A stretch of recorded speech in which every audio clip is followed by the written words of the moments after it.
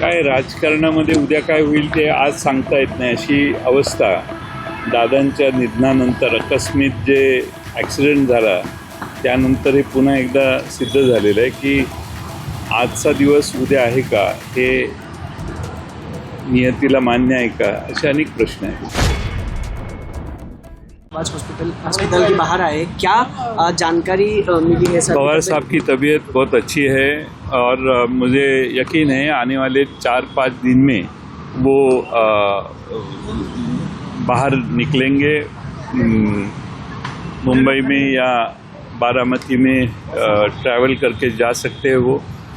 कोई उनको हेल्थ का इश्यू अभी नहीं है और हमारे महाराष्ट्र की जनता, महाराष्ट्र के सारे कार्यकर्ते, उनको भी मैं आपके माध्यम से बताना चाहता हूं कि उनकी तबीयत बहुत अच्छी है. दोनों पार्टियां जो है वो एक साथ आने की चर्चा बहुत दिनों से शुरू हो गई थी, लेकिन आज आपके जो लीडर है शशिकांत शिंदे, उन्होंने बोला कि अजित दादा की इच्छा थी लेकिन हम अभी इस पे पार्टी की तरफ से कोई भाष्य नहीं करेंगे. आपकी साहब के साथ कुछ बात हुई? वो हमारे प्रदेश के अध्यक्ष है और उन्होंने जो बताया वही हमें सबको मान्य है, तो इसके ऊपर मैं कमेंट करने की आवश्यकता नहीं. आजच आदरणीय पवार साहेबांचा हॉस्पिटलमधून डिस्चार्ज झाला आणि ते त्यांच्या निवासस्थानी आलेले आहेत आणि मी आत्ताच त्यांची भेट घेतली. प्रकृती त्यांची चांगली आहे, सुधारलेली आहे. आणखीन 2-3 दिवस या नंतर ते मुंबईला आणि प्रवासाला सुरुवात करतील असं मला दिसतं. काही राजकीय चर्चा या भेटीमध्ये? राजकीय चर्चा काही नाही झाली. मी प्रकृतीची चौकशी करण्यासाठीच आलेलो होतो.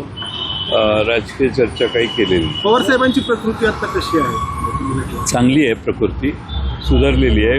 थोडासा त्यांना त्रास जो झाला बारामतीला त्यानंतर त्यांची प्रकृती अत्यंत चांगली आहे आणि मला खात्री आहे पुढच्या 4-6 दिवसात ते प्रवास करायला सुरुवात. विलिनीकरणावर शशिकांत शिंदेंनी आज एक विधान केले की दादांची इच्छा होती पण आता आम्ही आमच्या बाजूनं काही यावरती बोलणार नाही आहोत कारण याचं वेगळं राजकारण केलं जात आहे. काय तुमची काही चर्चा झाली आहे की विलिनीकरणावर आता बोलायचं नाही आपल्या पक्षाकडून? किंवा माझी काही चर्चा झालेली नाही, पण पक्षाच्या अध्यक्षांनी जर असं विधान केलं असेल तर त्याप्रमाणे आम्ही पक्षाचे कार्यकर्ते यावर बोलण्याचा प्रश्न उद्भवत नाही. शशिकांत शिंदेंनी जे काही मासिकामध्ये लिहिलं, जे एक लेख जो लिहिला आपल्या पक्षाच्या याच्यामध्ये, तर त्यामध्ये त्यांनी काही तपशील दिलेले होते की कशी ती चर्चा जी होती अजितदादा असताना पुढे गेलेली होती.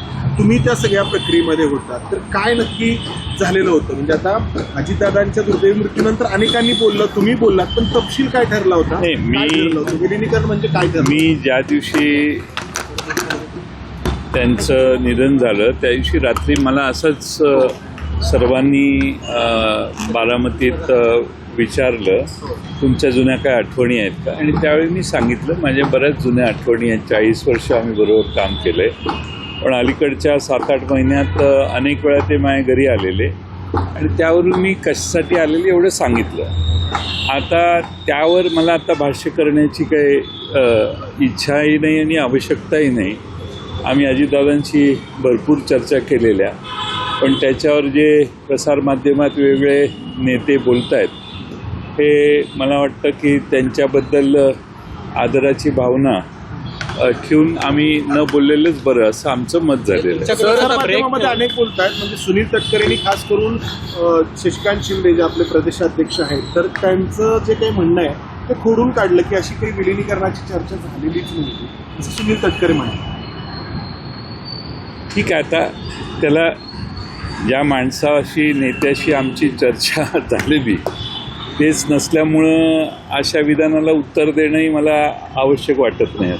तर आता या चर्चांना ब्रेक लागला आपल्याकडून, म्हणजे राष्ट्रवादी काँग्रेस शरद पवार यांच्या पक्षाकडून? नाही, असं आहे की याच्यावर अनेकांनी अनेक भाष्य केली. मी मात्र पहिल्या दिवशी भाष्य केल्यावर काही पवार साहेबांचं एक भाष्य झाल्यावर माझ्याकडं आपले प्रतिनिधी आले, त्यांच्याशी मी एक दिवस बोललो.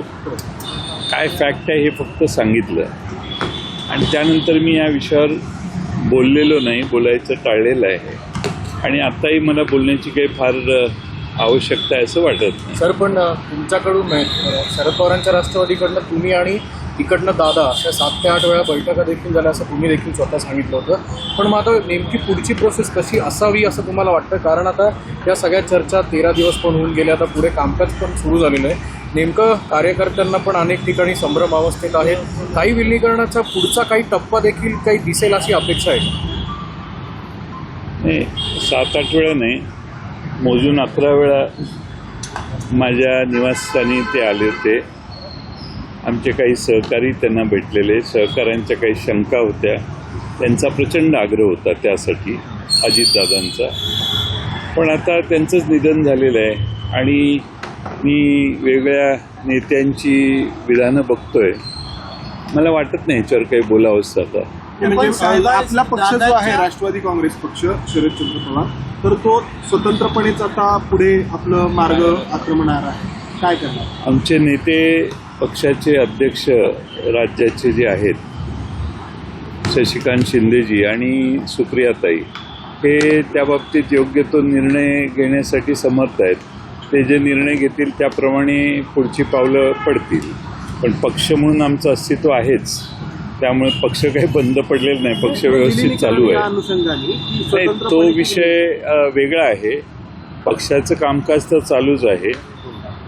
तुम्ही जो प्रश्न मला विचारताय त्या प्रश्नावर मला काही आज बोलावंसं वाटत नाही. पवार साहेबांची या पद्धतीने दादांच्या पक्षाचे नेते मंडळी सुधारणा करतात याला असं वाटतं का त्यांना आता विलीनीकरण नको? ते आता महाराष्ट्रातल्या जनतेने आणि राष्ट्रवादीच्या कार्यकर्त्यांनी आणि दोन्ही बाजूच्या आमदारांनी निष्कर्ष काढायचा आहे. सर 17 तारखेला काही आपली बैठक ठरवली? मला वाटून काय उपयोग आहे? मला जे मी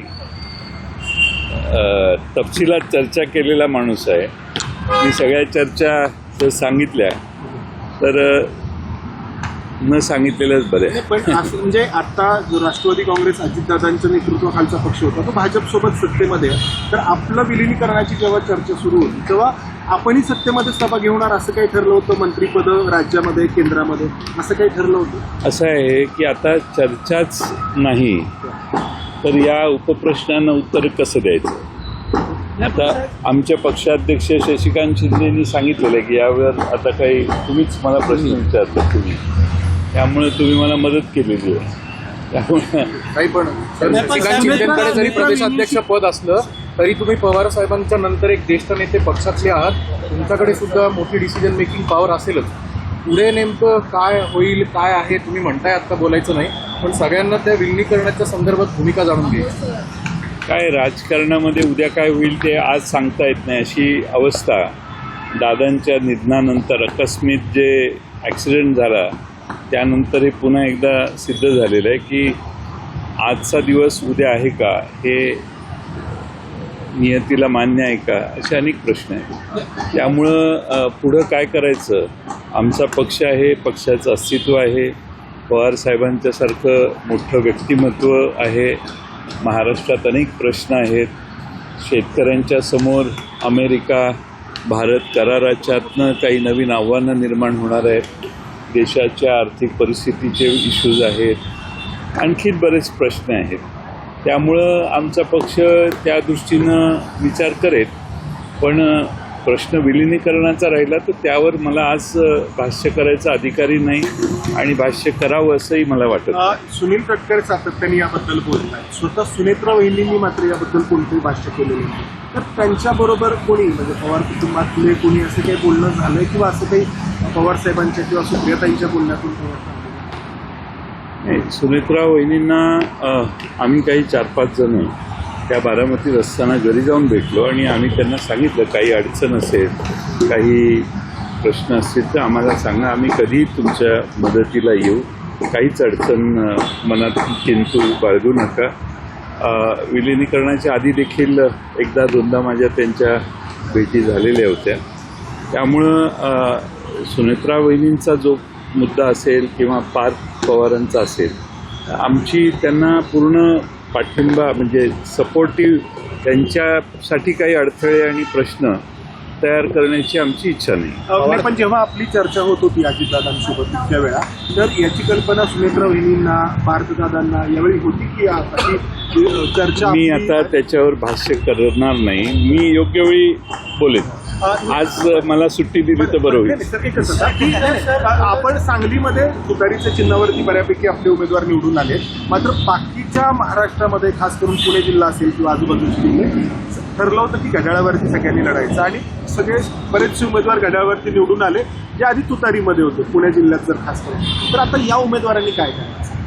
नाही, आता अजितदादांची आणि आमची जी बैठक झालेली होती 17 तारखेला बारामतीत, त्याच्या आदल्या दिवशी माझ्याकडे बैठक झालेली. त्यात ठरलेलं होतं की आता आपण एकत्रितच येणार आहोत, तर सर्वांनी घड्याळावर लढावं.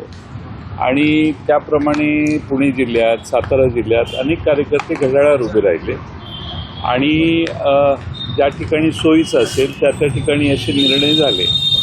आता त्या कार्यकर्त्यांची चर्चा करू आम्ही, त्यांचे काय हे आहेत, आणि मला खात्री आहे की ते घड्याळावर असतील तर घड्याळातले त्या जिल्ह्याचे प्रमुख नेते ज्यांनी त्यांना AB फॉर्म दिले तेही त्यांच्याशी सहानुभूतीनं आणि चांगल्या पद्धतीनं वागतील. सर 17 तारखेला काही कार्यकारिणीची बैठक आपण मुंबईत आयोजित केली आहे अशी माहिती आहे. काही आहे स्वतः शरद पवार येणार आहेत? नाही, माझ्याकडं तर अजून माहिती नाही.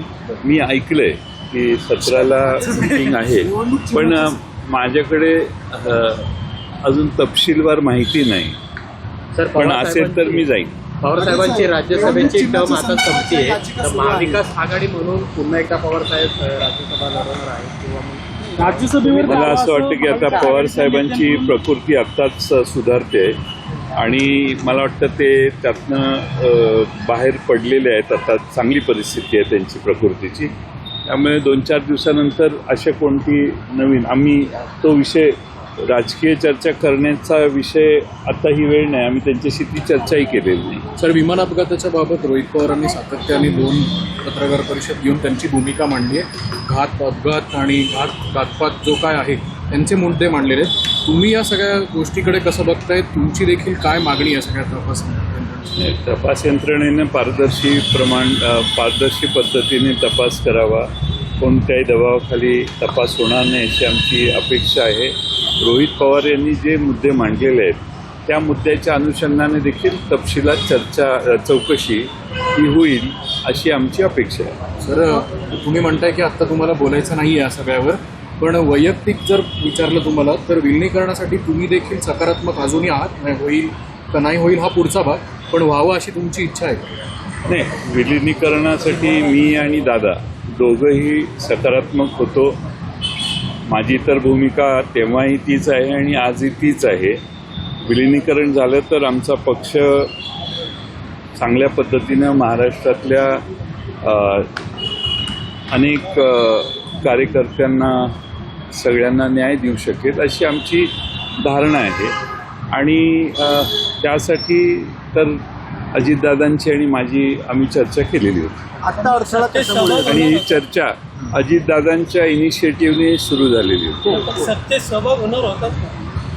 ते त्या तपशील तोपर्यंत मी तुम्हाला सांगितलं ना की मी नंतर बोलेन याविषयी योग्य वेळी. मला आपलं मगाशीच ठरलं ना की ह्याच्या पलीकडे तुम्ही मला विचारायचं नाही आणि मी तुम्हाला सांगायचं नाही. आपला पक्ष आता विरोधी पक्ष आहे, विरोधात आहे, तर अशी विरोधी पक्ष म्हणून वाटचाल कायम राहील? आम्ही विरोधी पक्षातच आहोत. हो हो, म्हणजे इथून पुढे तशीच कायम राहणार? असं आहे की विरोधी पक्षात आम्ही अनेक ठिकाणी काँग्रेस आणि उभाठा, उद्धव ठाकरे साहेबांचा पक्ष आणि आम्ही एकत्रित निवडणुका लढवलेल्या आहेत. आजही काल जिल्हा परिषदेच्या निवडणुका माझ्या सांगली जिल्ह्यात उद्धव बाळासाहेब ठाकरे पक्षाचे एक सदस्य आमच्यावर निवडून आलेले आहेत. त्यामुळं आम्ही त्यांच्याबरोबरच आहोत, विरोधी पक्षातच आहोत. पक्ष बळकटीसाठी जे करणं आवश्यक होतं त्याच्या चर्चा अजितदादांशी आम्ही केलेल्या होत्या. सांगली जिल्हा परिषदेची जी काही गणित आहेत तर सत्तेपर्यंत आपला पक्ष सगळ्यात मोठा पक्ष आहे, तर कसं मग ते तिथं कोणाकोणाला सोबत घेत आहे? म्हणजे उद्धव ठाकरेंचा एक सदस्य तुमच्यासोबत निवडून आलेला आहे, अजितदादांच्या म्हणजे घड्याळ या चिन्हावरती आलेले आहेत. 61 जागांची जिल्हा परिषद आहे. 31 जागा झाल्या की तिथं बहुमत येतं. आमच्याकडे 30 जागा आहेत आणि 2 दुसरे पक्ष आहेत त्यातल्या एका पक्षाला आम्ही पूर्णपणाने बाय दिलेली होती. तिथं राष्ट्रवादी आणि काँग्रेस आम्ही विचाराने तिथे उमेदवारच उभे केलेले नाही. इथं 8 पैकी त्या पक्षाचे 7 आलेले निवडून. दुसऱ्या पक्षाशी आमचा अलायन्स वेगळ्या ठिकाणी झालेला होता, तिकडे त्यांचे 6 निवडून आलेले आहेत. त्यामुळं आमची अपेक्षा आहे की आम्ही निवडणुकीच्या आधी जे त्यांच्यावर अंडरस्टँडिंग केलं ते अंडरस्टँडिंग ते पुढं राबवतील. आणि घड्याळ हा पक्ष तुमच्यासोबत येईल यामध्ये आता त्यांच्याशी नॅचरली बघितलं तर आमची आणि त्यांची आघाडी झालेली होती. 2-3 तालुक्यात झालेली, 2 तालुक्यात होऊ शकली नाही. त्यामुळं नॅचरली आम्ही पूर्वीपासून एकत्रित होतो, त्यामुळं त्यांचंही आम्ही स्वागत करतोय. चर्चा झाली त्यांच्यासोबत काही आता सत्ता स्थापनेसाठी? नाही, चर्चा फारशी कुणाशी झाली कारण, नाही. पण येतील ते. अच्छा, नाही जाऊ दे आता सगळं तुम्ही बाकीचा सगळा तपशील चंद्रकांत दादांना विचारा.